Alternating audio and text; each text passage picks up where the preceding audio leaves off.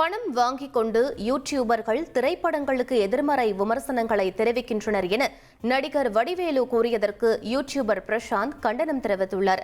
இதுகுறித்து வீடியோ வெளியிட்டுள்ள அவர், பணம் வாங்கிக் கொண்டு திரைப்படத்திற்கு எதிர்மறை விமர்சனம் அளிப்பவர்கள் யார் என வடிவேலு சொல்ல வேண்டும் என தெரிவித்துள்ளார்.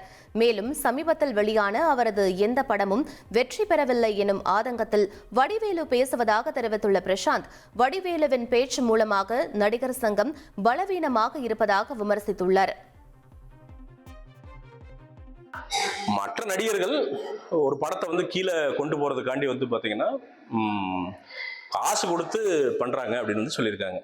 இப்போ இது யாருடைய பிரச்சனை?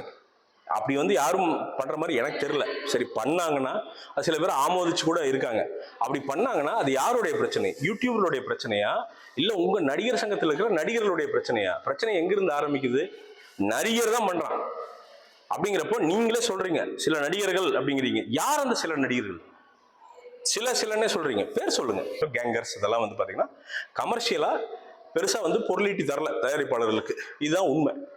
இந்த கோபத்துடைய வெளிப்பாடு தான் இந்த பேட்டி அப்படின்னு நான் நினைக்கிறேன்.